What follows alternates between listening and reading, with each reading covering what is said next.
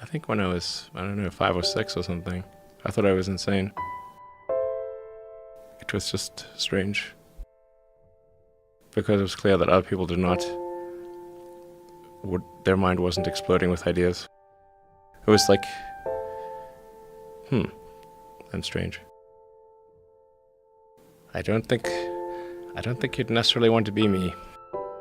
People would like it that much. It's very hard to turn it off. It's like a never-ending explosion.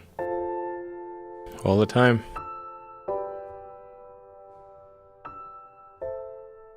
You've said that this has been the toughest year for you, the most sort of taxing year for you. Like, why? Well, I mean, Tesla really faced a severe threat of death due to the Model 3 production ramp. Essentially, the company was bleeding money like crazy, and just if we didn't solve these problems in a very short period of time, we would die. And it was extremely difficult to solve them. How close to death did you come? Within single-digit weeks. 22 hours a day, or like what? How many I hours? was working, so 7 days a week, sleeping in the factory. I worked everywhere from I worked in the paint shop, general assembly, body shop. You ever worry about yourself imploding? Like it's just too much? Absolutely. No one should put this many hours into work. This is not good. And people should not work this hard. They should not do this. It's very painful. Painful in what sense? It hurts my brain and my heart. So this is not recommended for anyone. I just did it because if I didn't do it, then good chance Tesla would die. What was your biggest failure, and how did it change you? We almost did die at SpaceX, actually. So I budgeted for 3 flights. I mean, technically, I did have a plan where I had the money from PayPal. I had like about 180 million from PayPal. And I thought, I'll allocate half of that to SpaceX and Tesla and Solar City, and that should be fine. I'll have 90 million, like just lots, But then what happened is things cost more and took longer than I thought. So I had a choice of either put the rest of the money in or the companies are going to die. And it's like, so I ended up putting all the money in and borrowing money for rent from friends. When we started Tesla, I thought maybe our chance of success was 10%. That's not a lot, considering you invested a lot of money in the company. Well, I mean, I can tell you my original plan was, I thought, okay, I had like $180 million from my portion of the sale of PayPal, and I thought, if I invest half of that in creating these companies, then I still have the other half, which will be fine. Yeah. But of course, that's not how it worked out. We used up all you invested 100 million, then still needed more money, and then there was the big recession of 2008 and 9, and in the end I had to invest everything, and I was borrowing money from friends to pay the rent. You were on the edge of actually I didn't even own a house. Were you a little naive when you thought I can easily build an electric car and a rocket? I didn't think it would be easy. Like I said, I thought they would probably fail. But like creating a company is almost like having a child. So it's sort of like, how do you say your child should not have food? So once you have the company, you have to feed it and nurse it and take care of it, even if it ruins you. Yeah.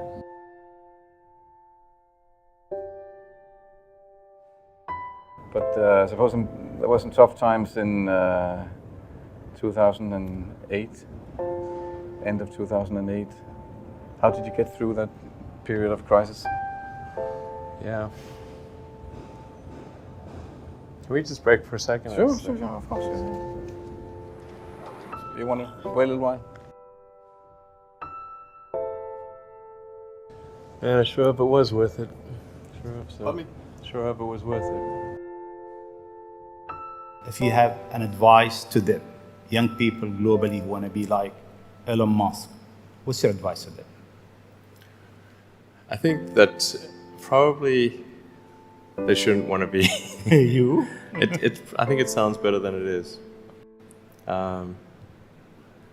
Yeah, it's not as much fun being me as you'd think.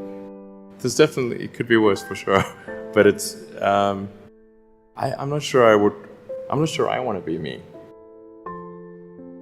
Depending upon how well you want to do, and particularly if you're starting a company, you need to work super hard. So what does super hard mean? Well, when my brother and I were starting our first company, instead of getting an apartment, we just rented a small office and we slept on the couch. And we showered at the YMCA, and we're so hot up we had just one computer. So the website was up during the day, and I was coding at night, 7 days a week, all the time. And I sort of briefly had a girlfriend in that period, and in order to be with me, she had to sleep in the office. So work hard, like every waking hour. That's the thing I would say particularly if you're starting a company. Just work like hell. I mean, you just have to put in, 80 to 100 hour weeks every week. And That's then a lot of work. All those things improve the odds of success. If other people are putting in 40-hour work weeks and you're putting in 100-hour work weeks, then even if you're doing the same thing, you know that in 1 year you will achieve what they achieve. You will achieve in 4 months what it takes them a year to achieve. Trying to build a company and have it succeed is like eating glass and staring into the abyss. What tends to happen is it's sort of quite exciting for the first several months of starting a company, and then reality sets in. Things don't go as well as planned. Customers aren't signing up. The technology or the product isn't working as well as you thought, and then that can sometimes be compounded by a recession, and it can be very, very painful for several years. So I think, frankly, starting a company, I would advise people to have a high pain tolerance. When you had that third failure in a row, did you think, I need to pack this in? Never. Why not? I don't ever give up. I'd have to be dead or completely incapacitated. So many people try to talk me out of starting a rocket company. It was crazy. What did they tell you? One good friend of mine collected a whole series of videos of rockets blowing up and made me watch those. He just didn't want me to lose all my money. How did you figure you were going to start a car company and be successful at it? Well, I didn't really think Tesla would be successful. I thought we would most likely fail. But I thought that we at least could address the false perception that people had that an electric car had to be ugly and slow and boring like a golf cart.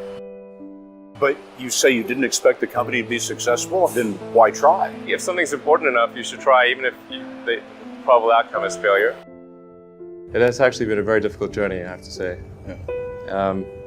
My priority right now is to try to add some more management bench strength to Tesla in particular, so that I can take a vacation. In the last 12 years, I've only tried to take a week off twice. The first time I took a week off, the Orbital Sciences rocket exploded and Richard Branson's rocket exploded in that same week. Second time I took a week off, my rocket exploded. The lesson here is don't take a week off. There are American heroes who don't like this idea. Neil Armstrong, Gene Cernan have both testified against commercial spaceflight and the way that you're developing it, and I wonder what you think of that. I was very sad to see that, because those guys are, those guys are heroes of mine, so it's really tough. I wish they would come and visit and see the hardware that we're doing here. And I think that would change their mind. They inspired you to do this, didn't they? Yes.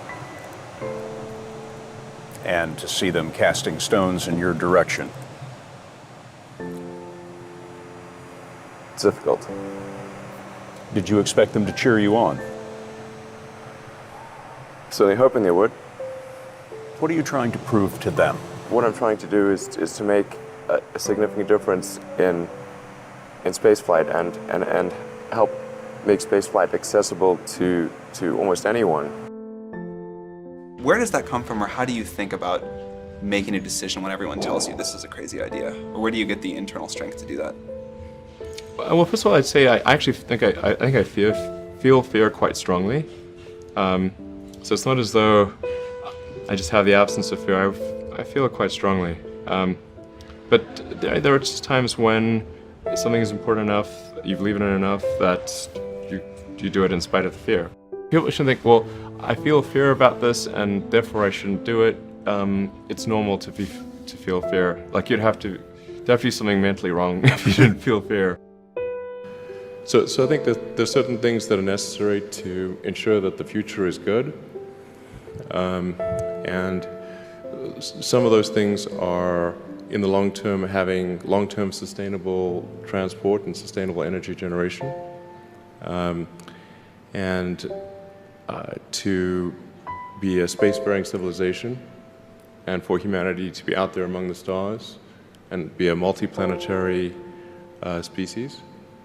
I think being a multi-planet species and being out there among the stars is important for the long-term survival of humanity, and that's one reason, kind of like life insurance for life collectively, life as we know it.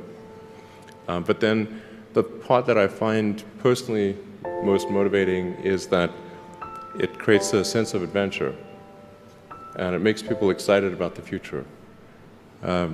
If you consider two futures, one where we are forever confined to Earth until eventually something terrible happens, or another future where we are out there on many planets, maybe even going beyond the solar system, I think that second version is incredibly exciting and inspiring, and there need to be reasons to get up in the morning. There's a lot of terrible things that are happening all over the world, all the time. There are lots of problems that need to get solved. There's lots of things that are miserable and kind of get you down. But life cannot just be about solving one miserable problem after another. That can't be the only thing. There need to be things that inspire you, that make you glad to wake up in the morning and be part of humanity. That's why we did this.